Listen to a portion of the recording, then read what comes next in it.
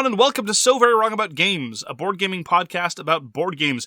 With me is my dear friend Michael Walker. How you doing, Walker? Fantastic. Yeah, you see, when you wave at the microphone doesn't pick up on What that. if I wave really hard at the microphone? I don't know that the sentiment will come across. I am your co-host, Mark Bigney. Happy Civic Holiday for those of you in Ontario that celebrate it. This is purely just a stipulated holiday, right? This is just the government saying this is a day off and nothing more, right? Just so. I'm from Quebec. Not a day off for me, but sure. Right. Good point. A day off for some, the lucky few. Walker works too hard to get a day off, and we don't get a day off. No. Largely because we recognize that the weird parochial nature of the civic holiday of Ontario doesn't go very far its borders. I'm from Quebec. I don't understand these kinds of things. But however, I had an excellent retort when I was expressing my indifference and dubiousness towards stipulated civic holidays. Not that I'm dubious about public holidays to give people days off. Make no mistake. They can't tell me you into holiday. Well, there's that too. But the response was, better this than the other ones, which are all super colonial. And I'm like, good point. Well, it's either this or we honor the memory of somebody who died 400 years ago, who came here to kill a whole bunch of indigenous people on behalf of European colonizers. I gotta say, point taken. I can guarantee you Hallmark's got a card. Moving on, I have two addenda from last week. I just want to make sure that... Holy, our list is ever growing. Oh, you have some addenda? No, I meant we had last 2 weeks we had one, now we got two this week. I overlooked a couple things, and it's important to note. One of them is, during the Pledge of Indifference, I neglected to mention that I'm also pledged for Wolves, which is on Kickstarter. I talked about it in the news, but when we were talking about our current ongoing pledges, I neglected to remember that I'm pledged for Wolves. It is in its closing days on crowdfunding. I highly recommend you at least take a look. Wolves looks great, and also looks important. And also, in my dismissive comments about Awakened Realms, saying that other than the writing of Tainted Grail and the excellence of Lords of Hellas, that it had mostly been amiss, someone pointed out, hey, what about The Great Wall? Which, absolutely, The Great Wall is a fine game. I forgot it, I think, largely for two reasons. Number one, it is not designed by Adam Kopinski, not that he is exclusively responsible for everything that Awakened Realms has put out. And number two, it is vastly different from everything else in Awakened Realms' catalog. So, it's true. It has superfluous plastic, absolutely, but I think I can be forgiven for having forgotten to include it in that category. Pledge of Indifference is a little loosey-goosey anyway. No. This was the Great Wall emendation. This is for the core offering, Walker. Oh, gotcha.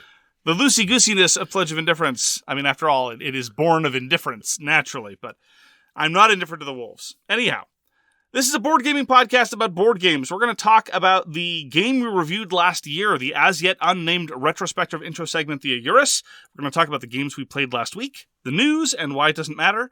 And then our topic this week is From the Crypt. People all the time, Walker, are sliding into my DMs saying, why haven't you talked about this 8-year-old game? To which the response is, I played it 8 years ago. We didn't have a podcast then, and I haven't played it since, so meh. This is the segment for you. Games from the Crypt. Solid voice work. So, Walker, last year, we reviewed Khôra, Rise of an Empire, by Headquarters Simulation Game Club, published by IELLO. I didn't mind it, but You liked it a lot. I quickly got rid of it.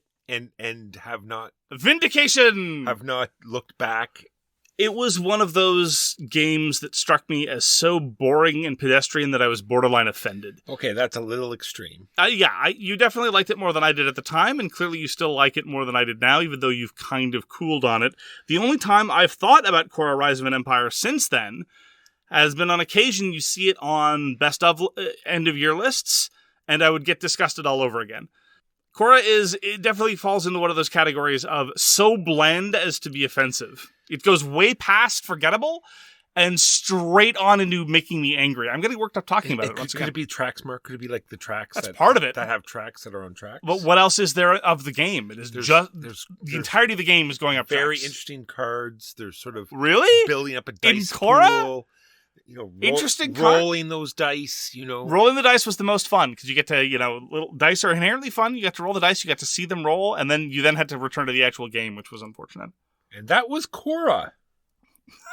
Rise of an Empire. So, Walker, what'd you play last week? Mark, I returned to the Defense of Procyon 3. And we decided to try out the solo/cooperative mode.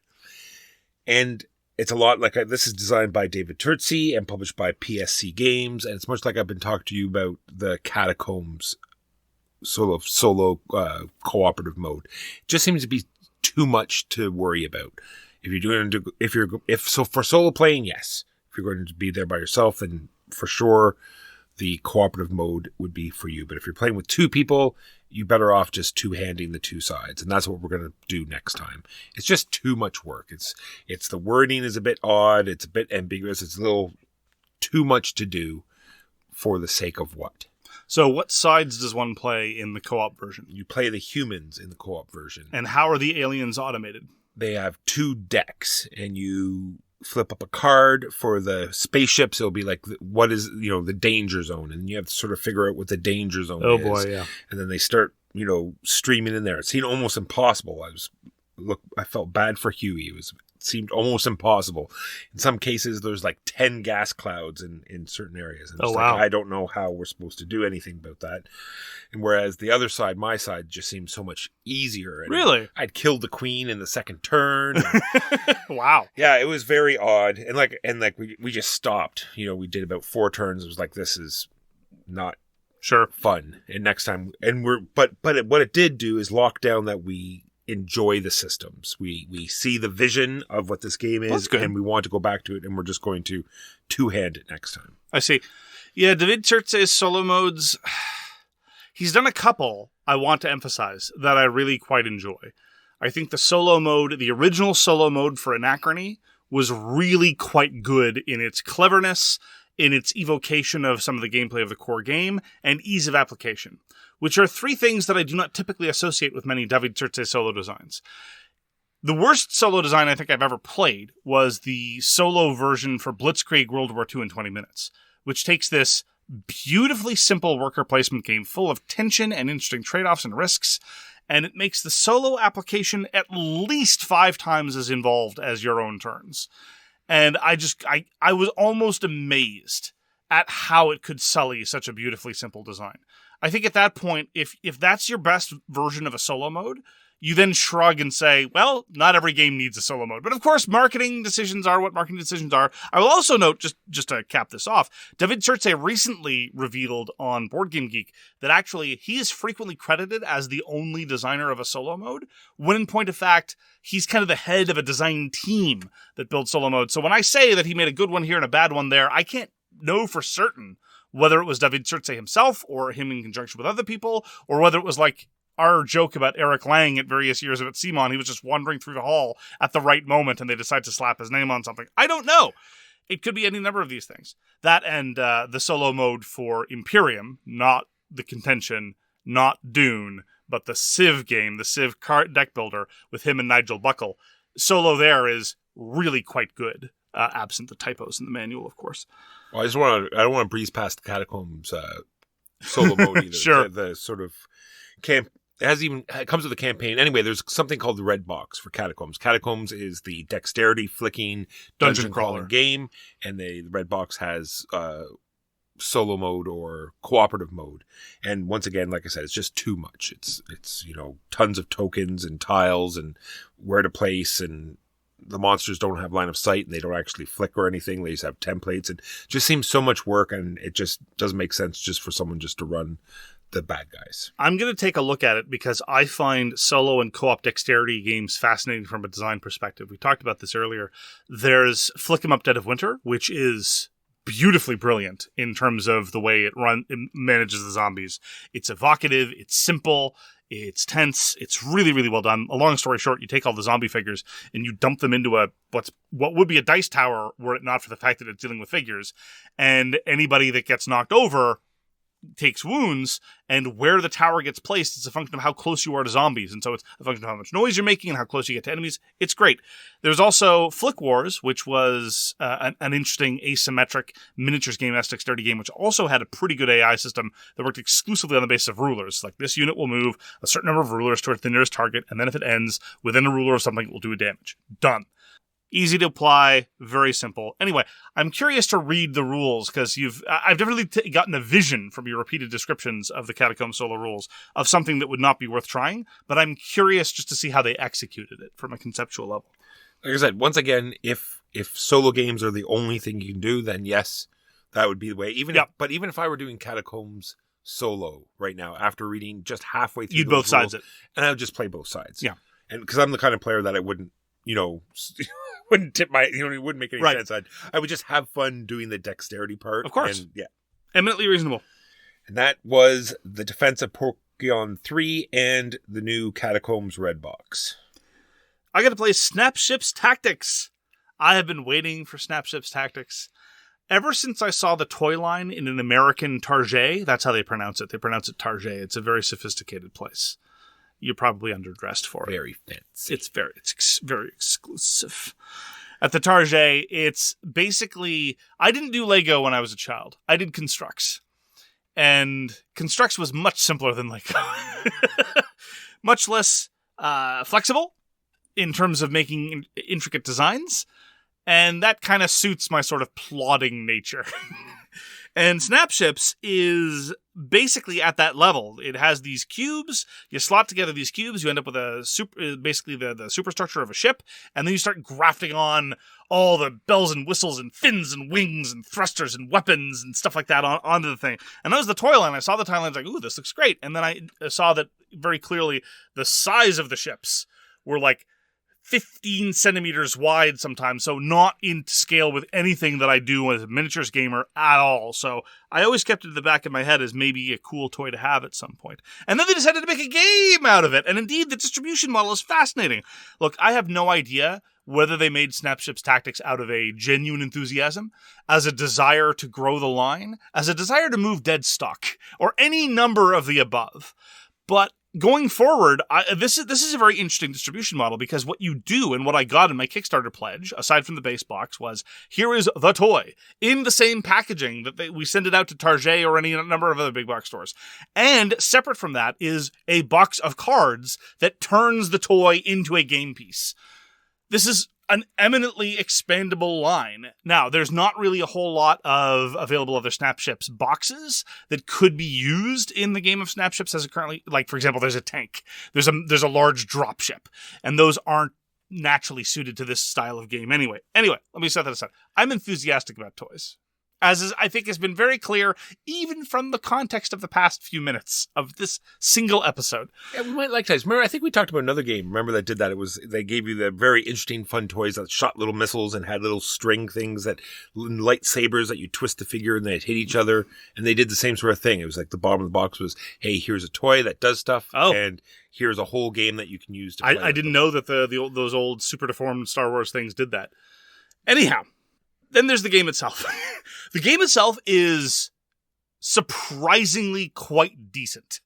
I'm not going to say that it's great, but it is certainly not a waste of time. I was expecting it to possibly be a waste of time. The way that it works is you have a ship card, and it's designed for small numbers of ship engagements. This is not trying to be X-Wing, nor is it even trying to be Talon. You're talking about 1 to 3 ships aside, and 3 ships is a lot. Not so much because they're complicated to manage, but because ships have a whole bunch of different components, and you can customize them. And within the context of the base game box, there's a fair amount of customization. And here's the best part about the customization walker. You're supposed to make them WYSIWYG, which is to say what you see is what you get. You want to change out the autocannon for a railgun, or indeed change out the autocannon for an extra set of fins? Snap off the autocannon and plug those fins in, baby. That's how it's supposed to work. And it was the first thing that I did is I explained the rules, we got out the ships, and then Huey and I just assembled the ships, and that part was great. And then we played a game, and the game was fun too. You don't pre-plan like you do in X-Wing or a lot of other science fiction games. And indeed, figuring out your movement is even less complicated than, say, a game like Gaslands, which also doesn't involve pre-planning. There is a maneuver template, but you either just move short or you move long. Given the size of the bases involved, that's kind of appropriate.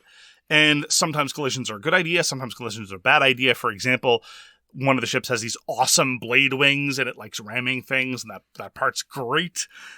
Anyhow, the key areas of customization, as I say, are in the components. We played with just the standard setup, but even after the first couple of turns, I immediately thought I would swap that out for this, I would swap this out for that, I would swap that out for this. And then I don't know if that would make it a beautiful Frankenstein's monster or something hideous but effective, I don't know. At any rate, I had a very good time playing Snapships, such that I then spent, I think, about 3 hours afterwards sorting the components in a way that I felt would best facilitate future customization. And I'm looking forward to future games. Not the most taxing in the world, but in terms of other tabletop miniatures games, where most of the time I don't enjoy having to manage all the delicate metal figures, setting up the terrain, dealing with this, that, and the other, and picking up the plastic tote with all your scatter terrain and all that stuff, that I regard as a chore. The setup for Snapship Tactics, you get to play with a toy. That part's great. So what can I say? I am thoroughly charmed by Snapship Tactics. Were it not for the toy factor, is it a game I'd play again? Possibly not. I don't know about probably, but possibly not. As it is, I'm looking forward to trying it again, and we've got another number of other locals similarly toy enthusiastic who are keen to give it a try again. This was designed by Josh Derksen. Josh Derksen, for what it's worth, was the fan designer of the Heroes of the Atari Cluster campaign for X-Wing. That was the fan-made co-op campaign for X-Wing. Apparently, people still play it. And he also co-designed Terminator Genesis, which a number of people like Charlie Thiel, whom I trust, say is worth trying, but I've never been in a position to try, partially because of my disgust over the Terminator Genesis movie. Not that I've seen it. You know, I just have that standard sort of received wisdom that it wasn't any good. I don't know. Maybe I'm wrong about both those things. Anyway, Josh Derksen, published by Snapships, fancy that. This year, after a successful Kickstarter, I got the gameplay all-in version. I regret nothing, Walker. I regret nothing. Not a single piece of plastic is going to go to waste. And I have to say, I really hope that this toy line survives. And if the toy line survives, I really hope they continue to make board game components for it. Because as I say, just print some cards and there you go. Yeah, and I can see some cool expansions, like, you know, like the workshop expansion that just comes with like a big kit of extra weapons and 100%. stuff. And absolutely. All sorts of interesting things. Absolutely. Space docks. And anyway, I've been playing a lot of Bookie Bookie Pew Pew. Definitely not on Board Game Arena because it's not on there. Why don't you use the actual name of the game, Walker? It's called Wizards of the Grimoire, designed by Cole Banning and Joel Banning, published by, you're never going to guess, Grimoire Games. And what this is a 2-player battler that is a very interesting system. You're just slowly building up your collection of spells, and then you're managing your mana that's coming in, because each spell takes a certain amount of mana, and it piles on top of that spell, and one comes off every turn, so you're trying to cycle your library of spells through, so you're doing constant damage, and you can update a spell every turn, sort of, you know, cycle them through your library. Lots of cards, tons of different combos. I enjoy everything about Wizards of the Grimoire, not on Board Game Arena. Right, because if it were on Alpha, you wouldn't be able to talk about it being on Alpha. Exactly. Precisely. I have a question, though, about your games of Wizards of the Grimoire. Just for context, we have a review copy sent to us by the designers, but you're not playing that. You're playing some possibly other version that we can't talk about.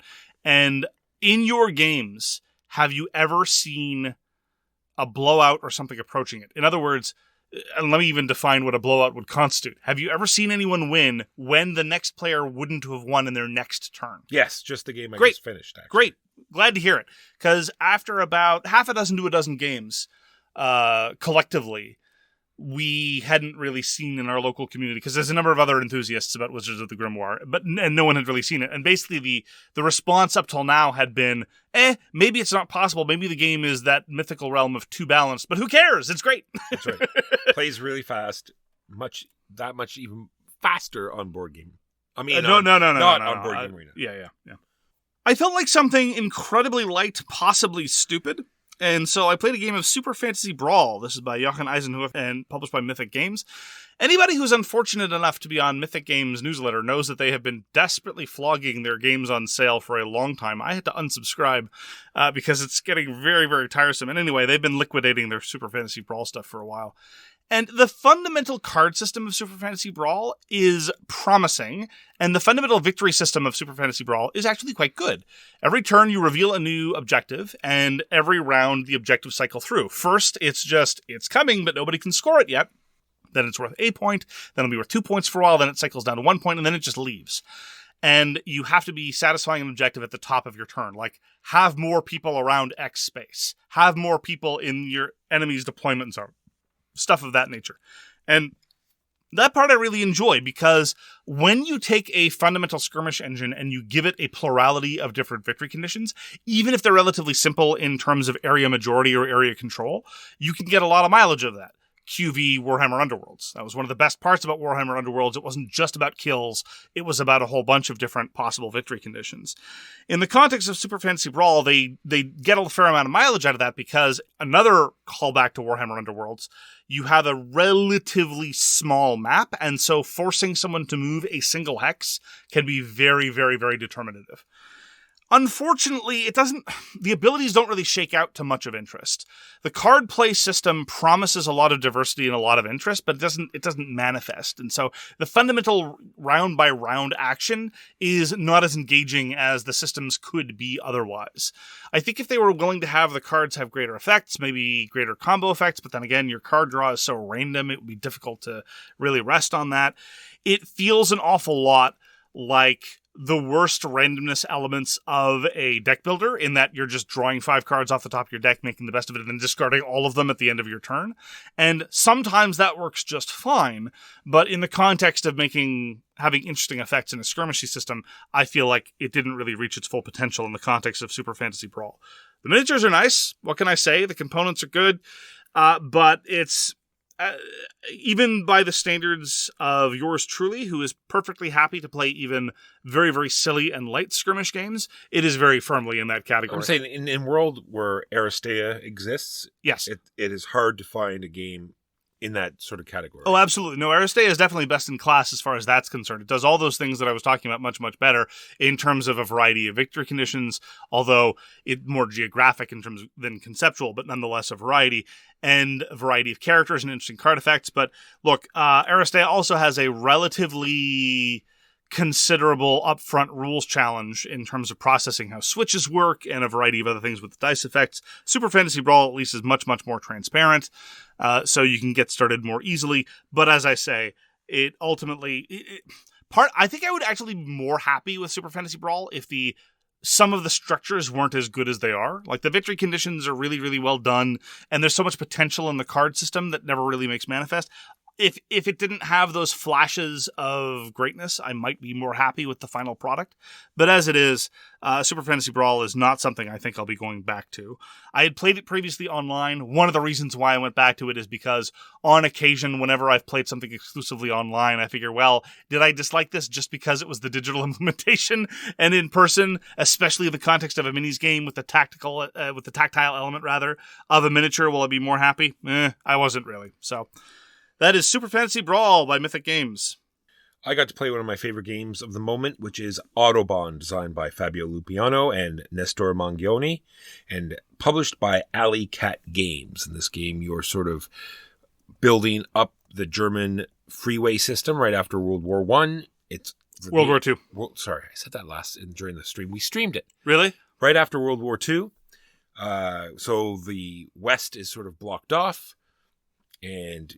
Well, the East is blocked off. The East is blocked off. You play in the West. Sorry, it's one of those days, everyone. Or are you a secret Soviet sleeper agent? Is Not that what's at all. going on? Maybe. Okay. Could be. Just careful what you say. Could be the trigger word.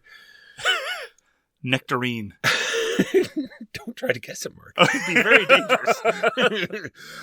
So yes, you are doing all sorts of things. You're playing cards. Windsock. Okay. You have a deck of all sorts of different colored cards, and they all correspond to the different colored freeways. So you're going to and you play the card to the different actions. So you're doing that action on that freeway system. At the end of your turn, your trucks are delivering goods and lots of things going on in Autobahn. You can check it out on the stream. It's on our YouTube live channel. It's quite long video, Mark. Yeah, you told me that this was a very long session. I mean, make no mistake, Autobahn is a reasonably long game. It's much longer than Fabio Lopiano's other published designs. Autobahn will reliably go... If you're playing real quick with 3 players, I suspect you could get it down to maybe 80 minutes, but even that would be pushing it. Expect about 2 hours for your first play. It's a longer Euro. Anyway, still enjoy it. Loving Autobahn. Loving the different strategies. There's 3 main scoring categories, or I guess 4. 3 that you have to sort of manipulate. The 4th one is free. Kind of. Anyway, like everything about it, check it out if you can. Autobahn. Tried a game called Age of Civilization. This is a super simple, stripped down civilization game in a tiny, adorable little box. I cannot stress how adorable the box and the insert are. It's really great. Agreed. The fundamental conceit of Age of Civilization, and it's a neat little gimmick, is that over the course of the game, you can have maximally 3 different civilizations. There's this huge deck of civilizations, and it's not just the standard affair, but it's a whole bunch of like the Khitan and the Scythians and the Malay and a whole bunch of other people and peoples over the course of history. And you start with one at the start of the game, but twice more over the next 5 rounds. You can either have them be conquered by you or have them conquer you, and there are reasons to do either. And that part is really cool. The rest of it is bone standard. There are these worker spaces. You go and you either get money or points, or you give money to get points. In some cases, you could theoretically give points to get money, but no, that's not how the game works. In Age of Civilization, that's already too complicated. You're just getting points flat for the action spaces, or you're buying wonders, which will give you points flat and possibly give you more points later. It's incredibly simple and stripped down, but I was relatively impressed by the amount of civilizational flavor that it gets, because we're all used to the, building the pyramids, building the Colossus of Rhodes, what have you. But the flow of peoples into the game, as wildly ahistorical and ageographical though they may be, could the Egyptians have conquered the English? I don't know. Probably not. I think there would be barriers to that. But anyway, that's okay. We're used to, as I always say, Napoleon conquering the pyramids with a tank division, whatever. I thought that part was really clever. The rest of the game, I thought Age of Civilization was forgettable. It was fine, procedural, mechanical, whatever. That part, though, the flood of civilization and peoples, that part was really cool. And I would like to see something like that in a perhaps more fleshed out Civilization-style game. Sure, I like the fact that the games are going to play much differently every time, because your row of extra actions, I guess we can call them, is going to come out in a different order every time. You have a set 3 actions that you get to do always, and then this large card of 3 actions slides across the other cards, and you have a different selection of 6 actions every round. And the fact that they can mix up the order in which the wonders that come out and the civilizations, and trying to find the combos that sort of come together in a quick little 6-turn game, I thought was not terrible. Yeah, the primary variation, though, in terms of the different actions that are available, I think will mostly just redound to the importance of, again, the bit that's really cool, the different people coming out. So if you have the melee, and the melee give you a bonus for fishing, well, has the fishing action already passed? Yes? Okay, don't take the melee. They're not so good now. On the other hand, if you get a serious bonus to the build action is about to come up next, and it's going to be available for the next 3 rounds, that's a good time to take the people with the build bonus. So it's not as trivial as I'm making it out to be, but again, this variation of the actions, I think, was more a way to give spice to the civilization selection, as opposed to anything else, really. There's the vaguest gesture at player interaction in a military competition that might happen a couple of times over the course of Age of Civilization. It's really token. Now, there are a whole bunch of additional modules that come in the teeny tiny adorable little box. You can play with events. You can play with other kinds of action cards. There's a solo version. I'm curious to look through the different modules. I just didn't bother processing all the available options before a first play. So I'm looking forward to at least glancing at them. And if any of them strike me as particularly interesting, we will circle back and address them. But as it is, as I say, Age of Civilization was, mildly pleasing. Designed by Jeffrey CCH and published by ICE Makes. I assume this is not Immigration and Customs Enforcement. I hope not. I imagine not. That would be awkward. It would. Mark, we've been talking to a lot of cooperative talk today. Myths over Carcassonne is a new Carcassonne game that makes it actually a cooperative game. And they also say you can add this to your competitive Carcassonne games. I wouldn't really suggest it. I read through those rules. It seemed odd and painful and overly complicated. But there aren't enough Carcassonne expansions, Walker. It's true. Several thousand. You need several thousand in one. So, in Myths over Carcassonne, it plays very much like normal Carcassonne, except you don't have any farmers. You are building a map in Carcassonne, and there are a bunch of different things that will score. You're building little cities, you're building roads, and in normal Carcassonne, you're also building fields. There's also cloisters in normal Carcassonne, not so much in Myths over Carcassonne. But on a lot of these tiles, in the fields, there are these mists that are filled with ghosts. So every time you place one of these tiles, you have to fill the mists with ghosts. And he thrusts his mists against the ghosts and still insists he sees the posts? Just so. Okay. You have 15 ghosts, and if you ever need to place a ghost and you cannot, then you lose the game. That is how mists work. But you can sort of complete the mists like you would any other feature in Carcassonne, and when you do, you get to remove those ghosts and add them back to the pool. It has an interesting, I think it's a 6 sort of mission campaign, which slowly works in a bunch of different rules, so we played a few of them. It's all right. I think I'll be playing it with Butterfly Babe more, but Huey and I played a few games of it.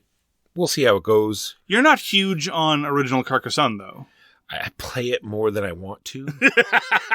Yeah. But I'm not super huge on it. And the other sort of, and in Mists Over Carcassonne, this goal is sort of to get to a certain amount of points. And so the hook is that everyone scores the points. So in normal Carcassonne, you're trying to stop people from getting into your cities or joining on your roads. And this one you want to. So in a 2-player game, you get 2 different colors. So you sort of want to try to get all 4 people and score like very large cities and get a ton of points and hopefully hit 50, I think it is in the first mission, before you run out of ghosts. We certainly have not been lacking in cooperative tile-laying games of late. So between Dwarf Romantic, Race for the Raft, and now Carcassonne, Gorillas in the Mists. Sorry, Gibbons in the Mists. Ghoulies and the Goon. What was Ghoulies about? Goonies, rather. Goonies? Please tell me you've watched Goonies. I can't say that I have. I may have, but I have no recollection of it whatsoever. A troop of young boys. Yeah, you've lost me already. On a journey to find their manhood mark. So it's Stand By Me. Yes. I didn't like Stand By Me. No? No. Oh. I don't. There's something about the coming of age of a bunch of young males together. It doesn't do anything for me. It's got gadgets. What was that one about the gangs where somebody got the truffle bleaches shuffle. their hair? I didn't like that one either. The Outsiders didn't like that either. Just doesn't do it for me. I don't. So there's something about the format. It's got Hey You Guys. It's got that's a thing? Is that a catchphrase or is that epilepsy? Very much a catchphrase. Okay. Anyway, moving on. That's not a hat, Walker. Apparently it's not. It was actually a pencil. We had a hat. A hat came up in That's Not a Hat. We did have a hat. And there was it was very telling. So Louis started messing with me, as is his wont. Louis is a fine individual, a great human being, will target me at any available opportunity in any game, and will harass me relentlessly when not in other contexts, and would also give you the shirt off his back. Most of my computer equipment comes from Louis, secondhand. But he started messing with me, pointing to various cards like, is this the pencil? Or is that the pencil? Or is the pencil over here? And I'm like, stop it, I'm trying to figure out. And then 30 seconds later, I realized looking over that he suddenly had this look of panic over his face. And I know what that look of panic is. That's the look of, I have no idea what any of these cards are. And sure enough, we normally in games of That's Not a Hat, we keep ourselves together for, I don't know, about 5 or 6 transfers. Well, I thought that actually was happening this time. I thought, okay, we're finally with a group that has played it a bunch and thought Louis had it. The wheels went off the rails real quick. And I thought, oh, well, I guess this is finally the time that this game falls apart. And then I looked down at my cards and went, crap. And I looked, like you said, I looked over there and it was like, oh, he doesn't know what's going on either. People started bluffing at like the 3rd or 4th turn of That's Not a Hat, which is wild. It was wonderful. So good. We got to the you're just bluffing stage real quick. So continued enjoyment for That's Not a Hat. Today we got to play Wonderland's War. This is designed by Tim Elsner, Ben Elsner, and Ian Moss, and put out by Druid City Games. And it's this bag building, battling game. Push your luck. I think it loses a bit when you only have it like in a 6-month rotation. Really? Just because there's so much to remember every time, especially when you're teaching new people. There's all the different abilities, all the different chips. There's Wonderlarians that are streaming in and out on the left. There are special abilities not only on your board, but on everyone else's board that you're trying to keep track of. And there's just all this information whirling around. There's the what's when I break, what's refresh, what's when I go mad. So not playing it more often, I think, detracts from the game. I will agree with you about the distinction between busting and going mad, because that is consistently a source of confusion for both new players and myself. As far as Wonderlandians and the different ability chips go, that's part of the variety. I was actually thinking when we were playing, this time we played with the D version of the allies. There's 4 different versions of the allies. You pick a set, and that's how the allies work. And I was just thinking that this is one of those times where a game can have variable setup and you actually feel like it plays significant dividends, as opposed to just eating around at the margins. In Wonderland's War, I think the different ally abilities really add to considerable variety of feeling, and I very much appreciated it. I don't know that I'd want to get in a position where I immediately remembered what all the C abilities did or what all the B abilities did. I grant you that the other factional abilities are perhaps a little bit out of left field when you're a little bit rusty, but I don't think that the Wonderlandians deck can be fully internalized either, because there's a fairly ample stack of them, and you're not going to see that many over the course of the game. A typical game of Wonderlands where you're going to see, 4 or 5 Wonderlandians come out, maybe? That's how many we had this time. Well, on top of the chips, though, right? That all do different things we had as well. about 5. We had 3 they figures. They cycle every turn, so that's 9 you're going to see no matter what. Yeah, but even if people don't buy them. True. In terms of actually entering. But I mean, like, you need to see you need to sort of internalize what they are to figure out whether or not you want to try to buy them. I suppose. Anyway, I agree with you that there are a number of thorny-ish corner cases that make Wonderland's War less smooth than it could be otherwise, but I don't think that's necessarily too big of a detriment. I just wish that the battle resolution were a little bit faster, because whether you're in it or not in it, I think frequently you're just slugging it out either to get to the 25, which happens a number of times, or you're just, there's no reason for me to go out, so there's no choices involved. You're just sequentially pulling chips, and you have to adjust the track, and it's like, no, don't go that far, go together. We had quite a few battles go to 25 this time. It was pretty rough. And I just think that the battle resolution system, although really cool, it's a very interesting push your luck mechanism. It's counterintuitive, but I think that part is relatively easy enough to internalize after a couple of rounds. It's just too time consuming.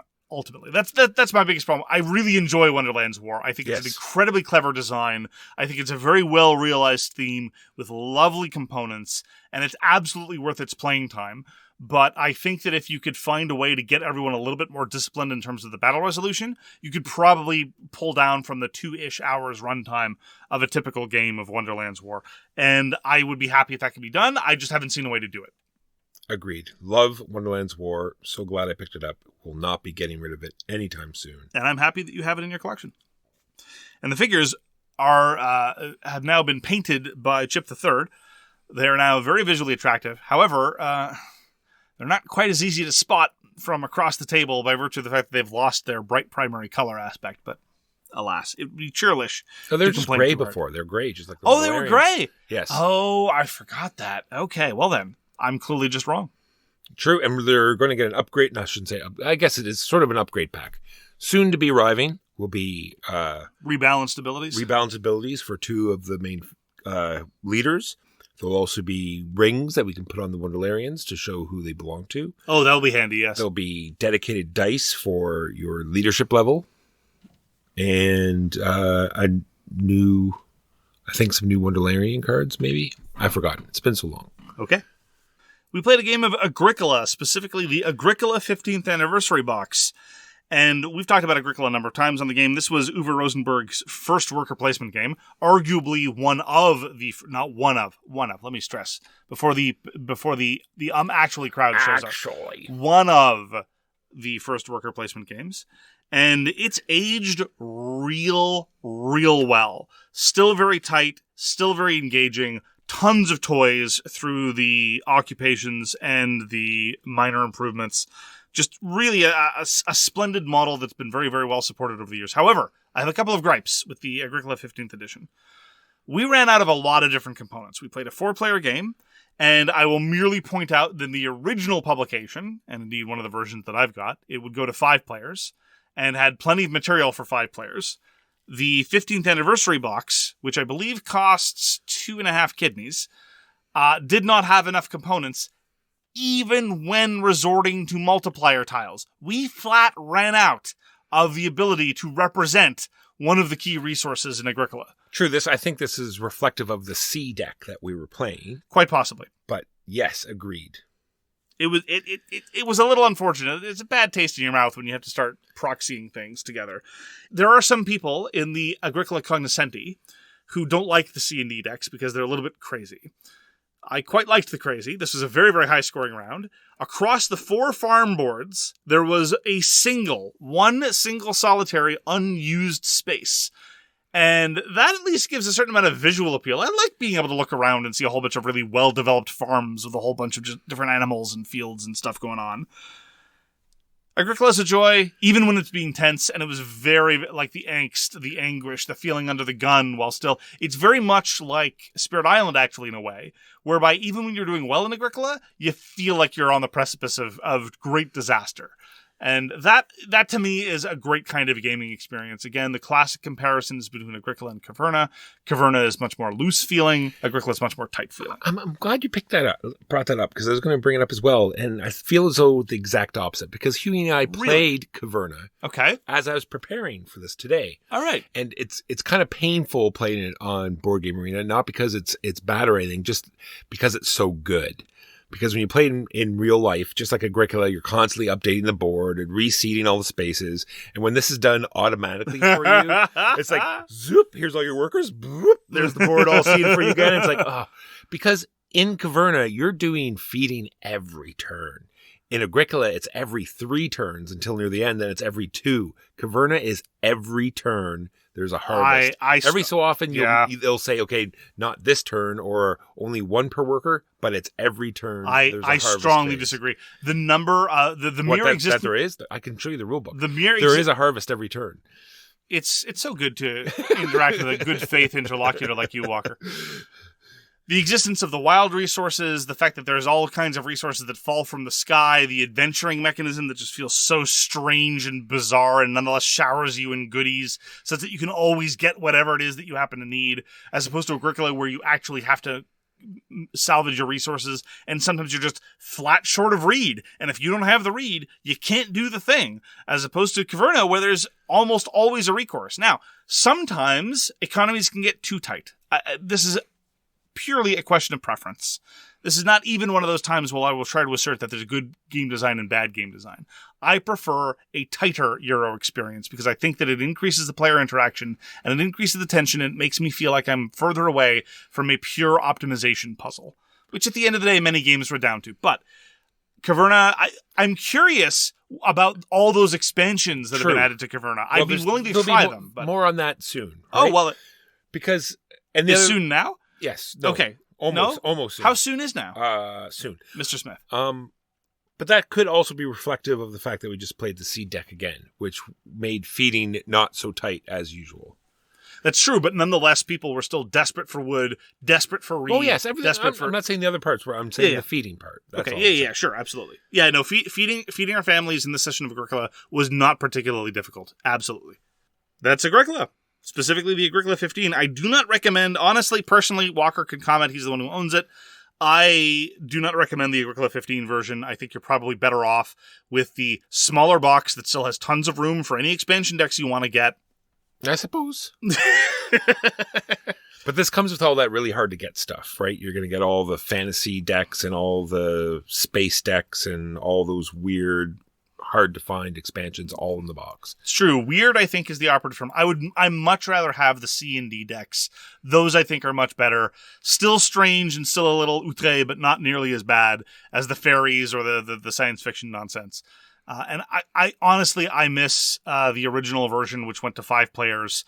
Although it did, imagine this, it had wooden discs for resources, Walker. Gross. Could you believe it? And cubes. Remember when before Animal... Oh, my... Okay, well, no, strictly speaking, even from the beginning, at the very beginning of Agricola, this is a little bit of history now, the retail version came with cubes, but there were always animals available. It was indeed one of the early shaped meeple things that people went wild over. The fact that it was also a brilliant game was sort of a happy accident. I remember when Agricola was first introduced in Essen, and I was, looking around board game games like, what the heck is an animeeple?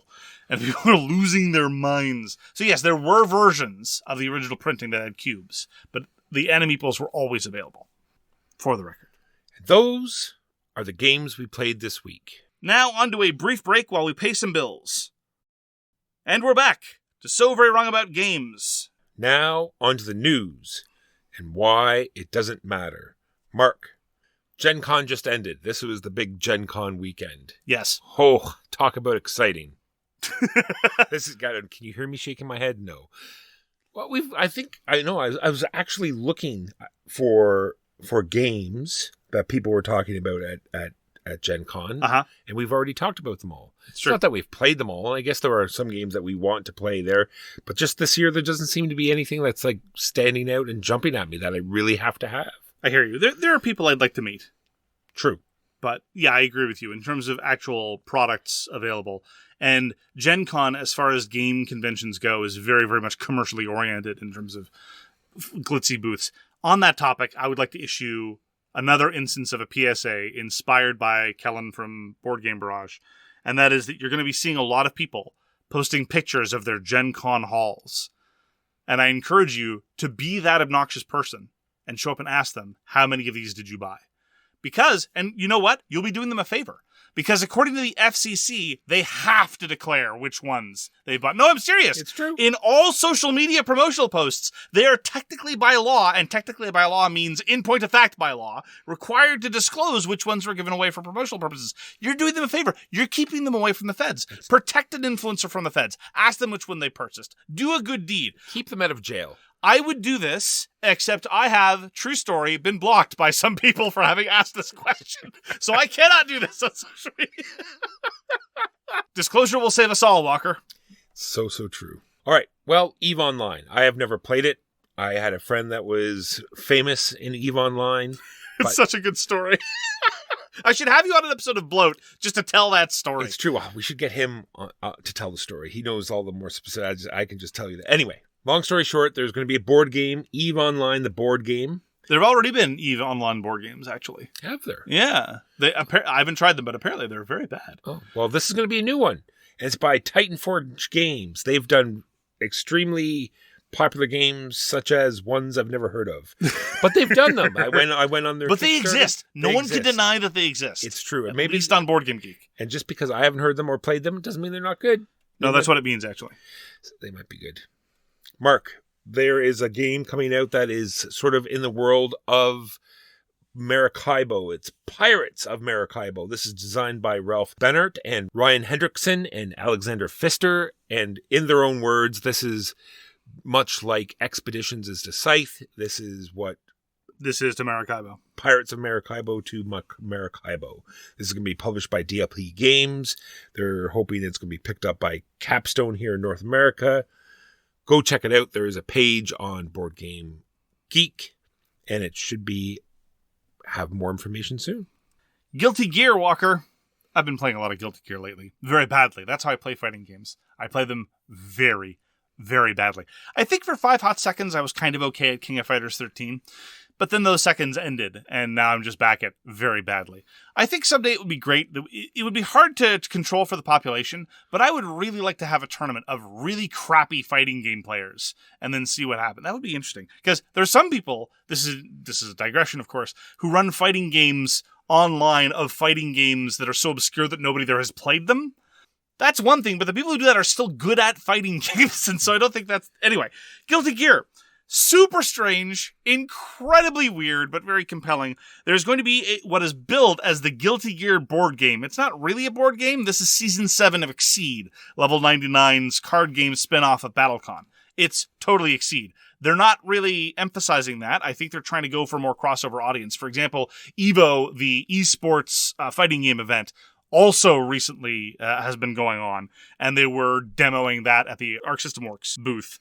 Well, anyway, if you're at all curious, Level 99 has this fascinating program. They've done this before for Exceed, where they will send you 2 full decks for free. You just have to pay shipping. And here they will send you the 2 decks of the 2 most compelling characters, I think, in Guilty Gear. Saul Bad Guy, actual name, and Kai Kisk, the incredible normcore protagonist whom I like to play. Anyway, so you can go to Level 99 Games. There's no entry for this yet on Board Game Geek. I think this is largely because Level 99 has been coy with the information. Again, they're trying to it's weird. When I consume the promotional material, I get the vibe that they're trying to pretend like this is an entirely new thing, when, again, it's Season 7 of Exceed. I'm not sure. That could be conspirational thinking talking. Guilty Gear, the board game, a.k.a. Exceed Season 7. Sometimes I get rid of a game, Mark, like Crusaders or games like that, and then, I get the urge, or, because I like them, but they never get to the table, so I let them out into the world, Mark. I let them spread their wings, and hopefully other people will find joy in them. Yes. One of those games was Colosseum. Colosseum is going to get yet another edition. It's going to be on crowdfunding soon. Of all the Days of Wonder games, if you had asked me during the heyday of Days of Wonder, which one of these games is going to see 3 separate editions, I would not have bet on Colosseum. And yet here we are. Here we are. Fantasia is going to be putting out this edition. Tasty Minstrel had put out the last one. There was big hubbub about the art, and it was so cartoony, and it was very contrast to the original Days of Wonder one. So anyway, this one looks like it's going a little bit back to the original Days of Wonder. It looks a little more serious and dull and brown. but maybe I'll take a look at it. More than likely, I'll get it again. Third time's the charm. Third time's the charm. And lastly, from me, everyone liked Foundations of Rome, Mark. I should say. Liked is strong. It was popular. Yes. And it was very expensive. It was very garish and huge and over the top.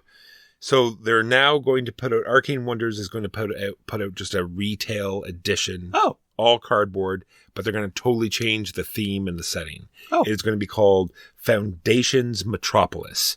And it'll be just normal, urban buildings and stuff like that. It'll be interesting to see.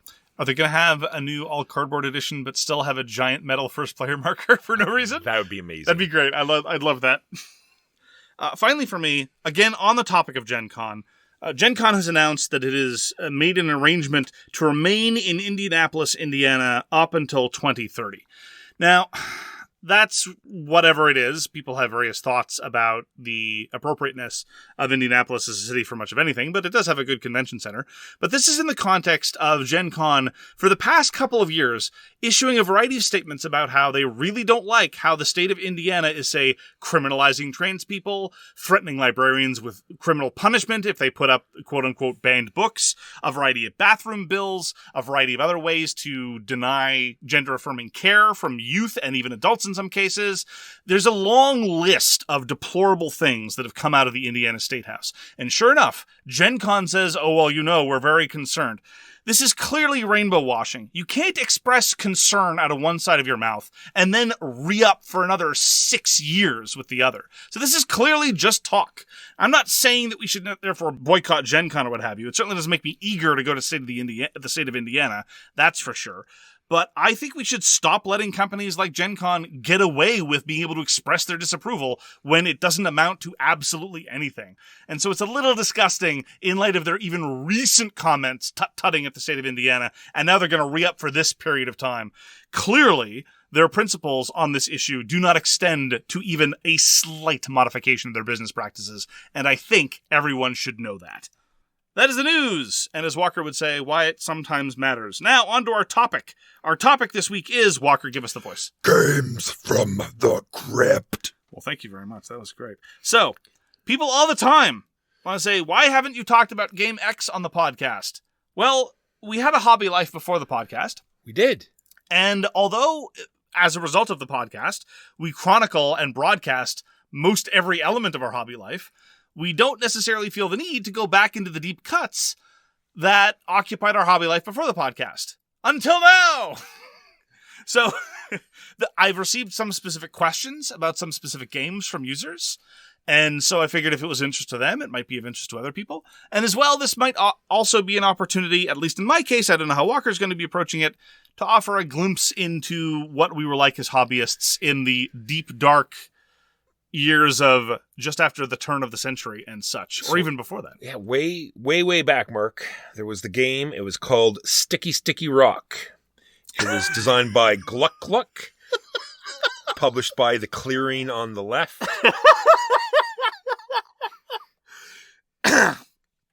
Those are good times, Mark. Were they good really, old Walker? Sticky Sticky Rock. I thought that was back when life was solitary, poor, brutish, nasty, and short. All right, let's talk about some games that we've already talked about very quickly. Okay. Colosseum is a great game where you are putting on a Colosseum show. It's not about gladiators fighting each other. There are gladiators. There are But that's not what the game is about. There's acrobats and animals, and it's recipe fulfillment is what it is. It was one of the earliest of the recipe fulfillment of that nature. Let me ask you a question. I have 2 questions. Number 1, did you play Princes of Florence? No. Because Princes of Florence was very, very, very much the progenitor of Colosseum. Colosseum is kind of a slightly lighter, slightly more forgiving version of Princes of Florence. Princes of Florence was a late 90s Euro, very popular for many years. There was the fundamental structure of first we auction some goods and then we do some actions. And it was the same thing. You were putting on performances. You'd build buildings to make your performances better. You'd hire artists to do various things. And you'd put on shows or, commission works of art in the context of the Renaissance. That was my first question. My second question is, I assume I already know the answer. Did you get rid of Colosseum just because you didn't hit the table often enough? Yes, just so. Okay. So like we already said, there's going to be a new version coming up. It has a very interesting scoring mechanism where you are just going to keep your highest score. So if you got a great score in the very first round, and maybe it'll hold up, not likely. But yes, and it's sort of... I think it's 3 rounds. It's been a while, but I think it's 3 rounds. You can even spend a whole turn sort of building up. Yeah. Princes of Florence worked the same way. And hopefully, that one big show at the end is going to get you the points you need. Yeah. Sorry, just to be clear, I'm not saying, the same as Princes of Florence to argue that therefore Colosseum has no reason to exist. Gotcha. They both strike me as equally worthy games, to be frank, although Colosseum is naturally a little bit more derivative. And Caverna, we've already talked about. It's very much Agricola-like. You're putting out workers, you're collecting animals, sheep and cows and donkeys, but there's this whole cave network. And Caverna has put out 2 very big expansions. They have the usual Euro, calendar expansions, convention expansions. Just check it out on Board Game Geek. You'll see a full page of different things you can get for Caverna. And in the pre-podcast days, you were very much of the opinion that you preferred Caverna to Agricola. You, in fact, would make disparaging comments about Agricola, mostly to troll me, but not exclusively to troll me. Just so. And I wonder if your opinion has shifted a little bit from that position. I think so. I think it's pretty well even now, I think. Yeah. But this is without playing these expansions very often. I've only played the Forgotten Folk twice. Okay. What Forgotten Folk does is introduce all sorts of different races to Caverna. In Caverna, you're only playing dwarves. Now you can play tree men and elves and orcs and tree people. Yeah. All sorts of different fantasy type races. And then what Frantic Fiends does is introduce orcs that are attacking. I haven't played it yet, so I don't want to talk too much about it. Does it make it co-op or just introduce more pressure? I think it's just more pressure. Okay. Fair enough. I'd be very curious about that. Of course, at that point, after adding 2 expansions, one wonders if the structure of the game would start to collapse under its own weight. Start to get to the not worth it point. I think we'll find out soon because, like I said, just played Caverna again, so now I'm just sort of a bit more up in the rules, and I think it will be a lot easier just to get out onto the table and I'd happily play Caverna. I mean, I prefer Agricola, but I'd happily try the expansions. I have a specific question about your gaming past, Walker. Sure. Because you used to be far more of a miniatures gamer than I've ever been, and yet when it comes to the podcast, I think it's fair to say that I talk far more about miniatures games than you do. Was there an appeal that the games once had that no longer calls to you? Was it just that was available in the locality and you never were really into it and glad to move on to something else? Like, it's just mostly the time now. It's just, sure. I don't have time and the lockdown of the rules where, the miniature game is a little loosey-goosey. It's like, measuring and sometimes the rules don't sort of, I don't think it's as locked down. The analog nature bothers you. You prefer the more digital aspect of rules. I mean, digital not like computers, no, but digital in the sense of move 2 squares. Exactly. Not just, this tape measure that's, is coasting as you're moving the miniature and something people need to understand about Walker. Walker gets... I'm trying not to be overly pejorative here. It's almost a neurosis. When it comes time for Walker to move his own unit, it's not even that he's concerned about other people. It's like, he really moved 2.1 inches rather than 2 inches. No. That's the concern that Walker has for himself. If he's moving something and it gets nudged a little bit, he takes that personally. It's really strange. I mean, it does you credit. And it's a concern of fairness. Yeah, and the painting Sure. and the tournament scenes. Oh, yeah. I remember it so much more inviting before all these tournaments started. I see. It was more like we just got together. We throw together. Oh, there was a local 40K scene that predated the tournament scene here. Wow. Okay. Oh yeah, it ended at the tournament scene. Sure. Okay. It was like I said, I had 22 people showing up every Saturday. No, that I remember those stories. And it was fantasy battle. It was 40K. It was lists. Let's do a list with no magic. Let's do 4-on-4. Let's do all these weird things. And then the tournament scene started, and everyone just sort of locked down their lists and only wanted to play certain things, and got way more competitive. And, I was just done. Yep, respectable, completely understandable. So here's a couple of games that were very, very, very, very widespread in the hobby scene that we have not really talked about. Battlestar Galactica. Second. Walker's recovering. He seems to be seized with some sort of... I threw up a little in my mouth. Yeah. What do you hate about Battlestar Galactica, Walker? Well, I hate... Other than the fact that everyone around the table immediately starts talking about, and I quote, frackin' toasters, end quote. Odd that you would say that, human. Yeah. Anyway... That part I enjoyed. It was mostly just the interaction and the fun that we had. And then it would just go on and on. It would go on for 2 hours. It was too long. And you're only 2 hours? Those are quick games. I know, that's true.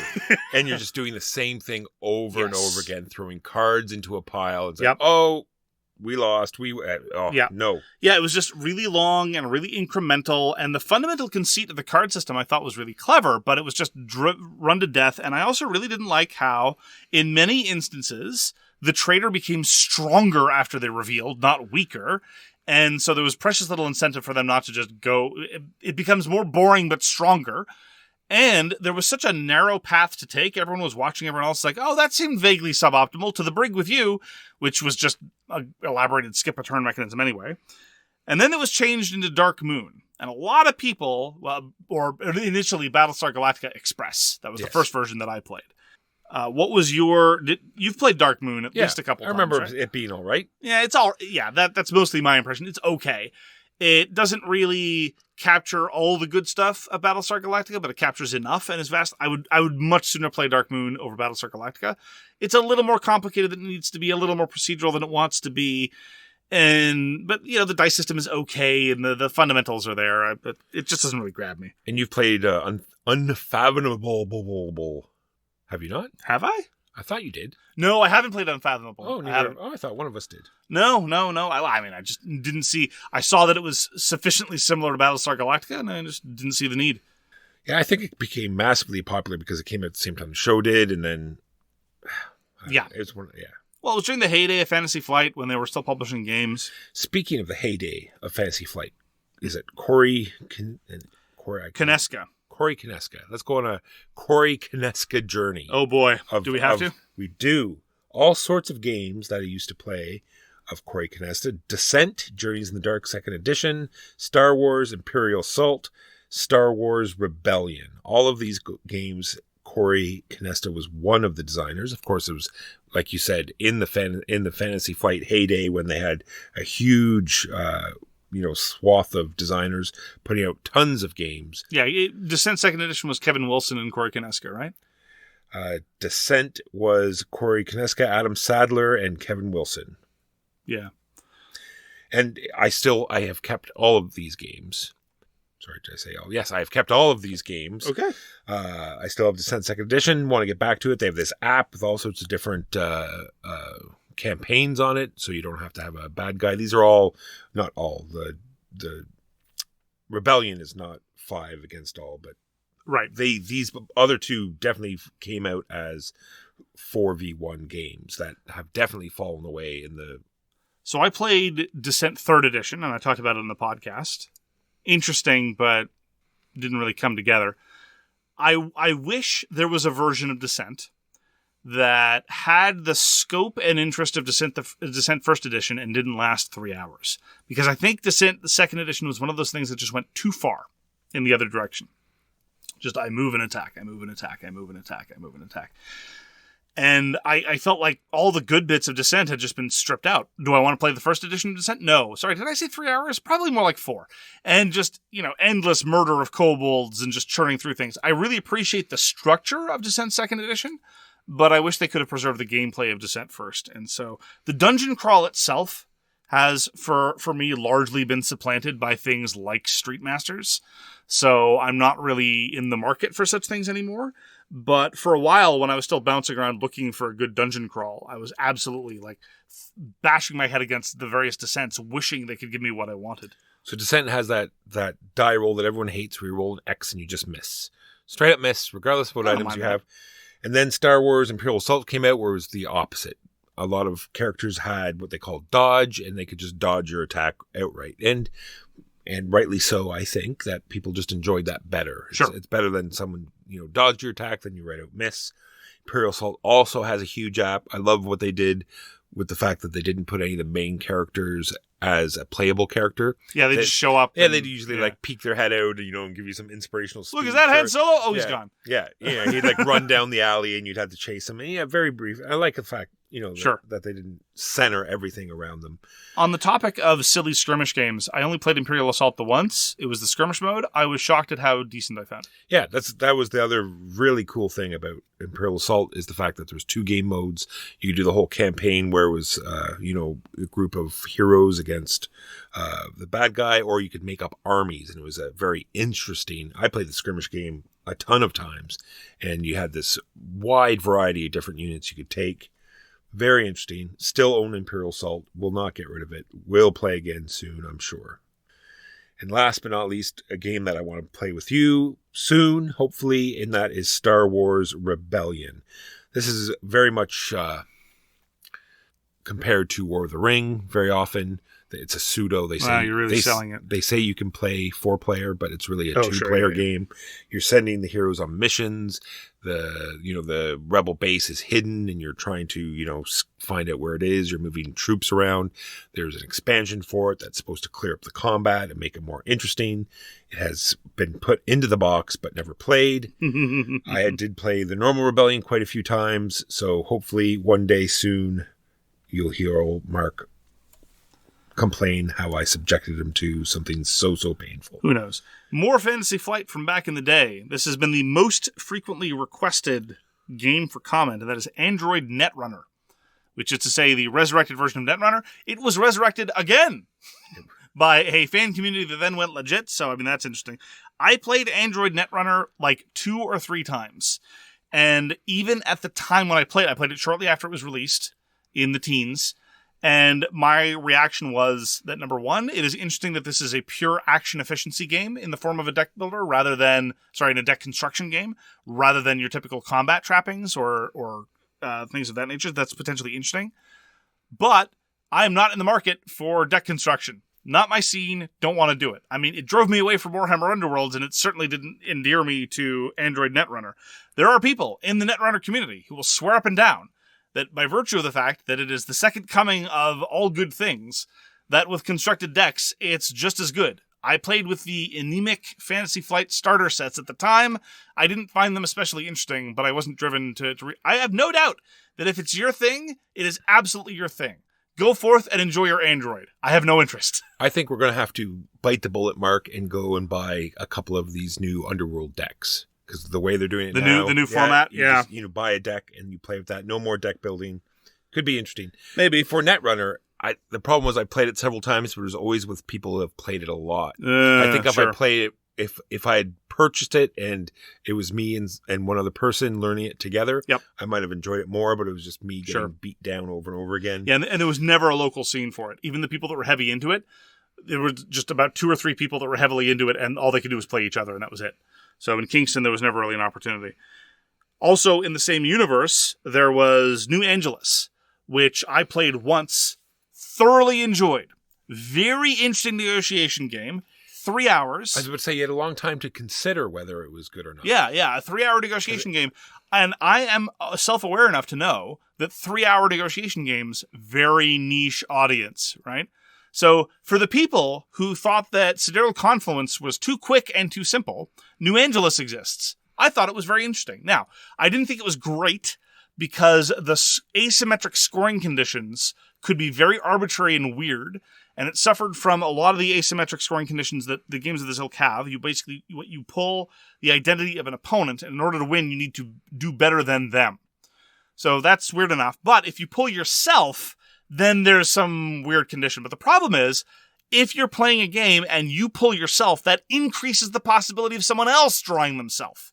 And you can end up in our game, we had 2 people that pulled themselves. And that was just such a weird scoring setup, and they never really felt like they were in a position to win. So even the people who found it structurally interesting didn't like the scoring elements. And even the people who did like all those things weren't necessarily in the mood for 3 hours of haggling. I thought it was interesting. I would happily play it again, but it's definitely a bit of a big ask and not what the local community wanted to play. I was in that game. Oh, I forgot you were there. I was there. I know you probably forgot. You forget. Actually, that reminded me of something. Let's talk about another game I had that maybe some people want to hear about, and that's just Android straight up. Yeah, vanilla Android, yeah. This was such a weird game. Oh, yeah, it looked bizarre. I've never played it. Oh, no, it had such potential. Like, I don't even know if I want to say potential. It had lots of very interesting moving parts. The design was amazing. Every character had this crazy psychological deck that you were just breaking. You were going mad. You were remembering the death of your partner, or the divorce, or the fact that you're an android and you're fighting with these new feelings of humanity. And so you're going down these different paths in your deck. And that was just one part. And then you're moving these hover cars all over the place, going up and down. With calipers, little cardboard calipers. Yes. And then you're building this interesting puzzle of different conspiracies. And then this is where it broke down. You're like throwing all these chits on these characters and you're making some more guilty than others, and I just really people really reacted badly to that. Yeah, I just felt there was no mystery to solve. There was no guilty culprit. The game, it was basically an area majority game where whoever had the most guilt thrown onto them was the guilty party. Yeah, there were some characters or some cards that you'd get through that you'd let you look at some of the tokens, so you might get a feeling of who might come out guilty at the end, and that's where you, with the conspiracy puzzle on the side, you would manipulate that. But unfortunately, I felt that's where the game broke down a bit. Other than that, everything about it was very interesting and very well done, and looked great, and gave you the feel. The reason why I was never inclined to try it was by that point I was already thoroughly disgusted with a lot of Fantasy Flight's design philosophy, and I saw the sprawling, disconnected mechanisms, including the weird pathing mini-game of tiling and things like that. And I read the rules, and I said, these do not look like they hang together at all well, at all. And so I was not inclined to try it. But a lot of people still swear by Android. It still has a bit of a tiny little niche following to this day. Yeah, I had it. It flew away. It flew away? On the wings of a cardboard caliper. One game I did not let fly away, Mark. One of my starting games, of course, was Axis and Allies, but this one is Axis and Allies World War I. Came out in 2013, designed by Larry Harris Jr., published by Avalon Hill, and this is, like I said, a World War I game. Yeah, you've mentioned it twice on the podcast, exclusively in the context of your top 10. The tanks were all period tanks. The map was very interesting because it was like sort of done in like a globe, but the center was on Europe, so Africa was all stretched out. It gave you that really weird feeling that, this is where the focus is type thing. And much like the Mercator projection. Just so. And the combos with what do they call the synergy, I guess, having support, air support, having how everything worked together.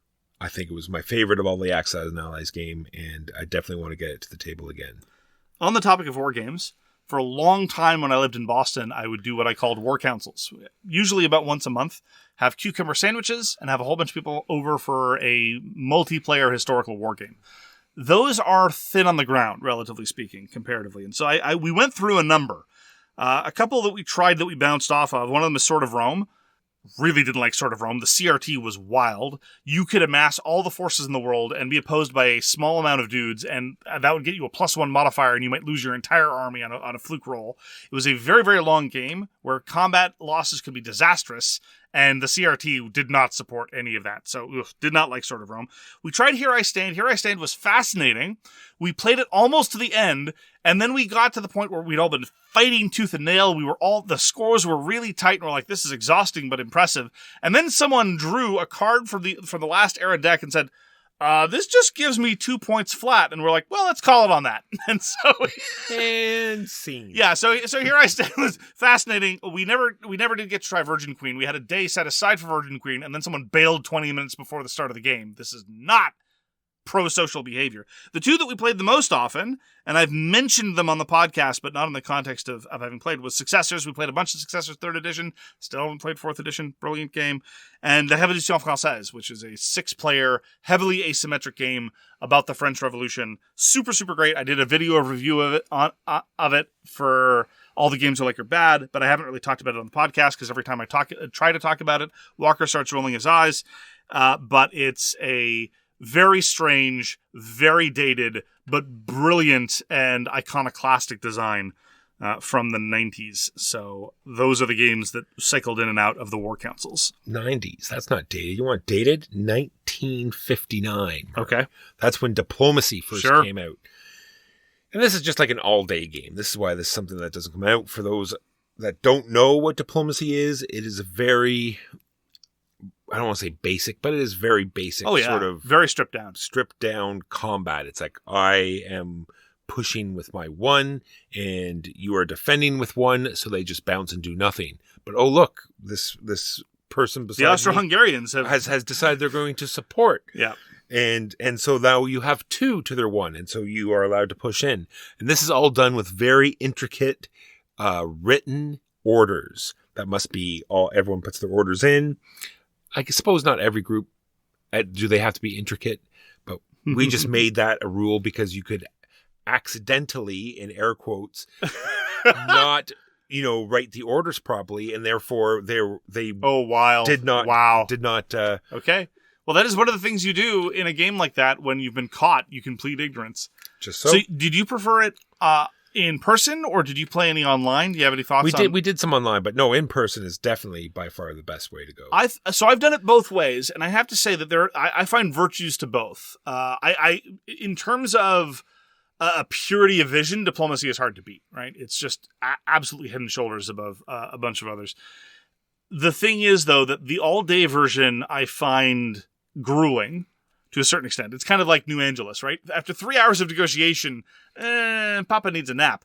And Diplomacy with like 5, 6, 7 hours, like, someone betray me and put me out of my misery or something. That's one of the reasons why I kind of liked it online. You could play by forum, have moves be submitted either every day or every week. You could write these long emails in character. There'd be time to think about these things. The problem there is people often start to lose attention and then things get to drop off and they can stretch on into infinity. I see virtues in both modes. Is Diplomacy the kind of thing you might want to organize again? Or is for sure. Because I was thinking about that, of doing that. My other idea was to do it at a convention, but do it like over all 3 days. Oh, right? Sure. And a hybrid model. People would like submit orders every 2 hours or so. Interesting. And then it would be like just sort of set up at the front, and then they would submit their orders and someone would do all the moves, and then, stuff like that. I think that might be interesting. I'm not sure. Sure. It's an interesting idea. Similarly, in terms of wargame adjacent stuff that's pretty old, I have talked on this podcast about Magic Realm. I've talked about Merchant of Venus, that one even recently. The third game that Richard Hamlin designed that I still keep around is called Gunslinger. Gunslinger is a game about Wild West gunfights. It is perhaps one of the purest expressions of Richard Hamlin's mad genius. It is remarkably detailed in terms of what firearms do in a way that's entirely almost unnecessary. A given turn of the game lasts 2 seconds of real time, and every 2-second turn is subdivided into 5 phases. And so every action, it doesn't take long to shoot someone dead. It really doesn't. So a given game of Gunslinger, it can go up to 7 players, and it might last, 90 to 120 minutes, and it might represent 10 seconds of real life planning. So all I did during this game was I dove behind the cover of this horse till, and then I popped my head out, aimed my carbine, but I got my head blown off. That might be a session report of Gunslinger. It was great. Not a great competitive experience, But in terms of cinematic moments and just weird design flourishes, there were some of them ahead of their time, some behind their time, even in the 80s. Fascinating. If you haven't played a Richard Hamblin game, you owe it to yourself. Pick the one that you think is best. If you want to process 80 pages of rules, go for Magic Realm. If you like Pick Up and Deliver, play Merchant of Venus. Or if you really like Wild West and bizarre pre-programming, Gunslinger. On the story of Magic Realm, when looking for stuff for the news today, Mark, whoever has the rights to Magic Realm wants to put it back out. What, really? Yes. And I thought part of the problem was no one knows who has the rights to Magic Realm. Apparently someone has them. And they're asking for help from the community to not for money or anything, but for ideas. Okay. There are always... this is a person who claims they have it. I haven't read very much about it. Every few years, somebody shows up and says, hey, I cracked the code and I found the rights. And then they get a cease and desist from Hasbro. It's a thing that's happened. I'm not saying this is going to be true again, but okay, I'll take a look. I'll try to get more information. I'll take a look. Lastly, Formula Day. I talk about it a lot when we once in a while play it. I still own it. I have a ton of tracks. Asmodee brought it back out again, and luckily they made it so all the tracks from the old set can be used for the new stuff. Brought out 6 to 7 more new tracks.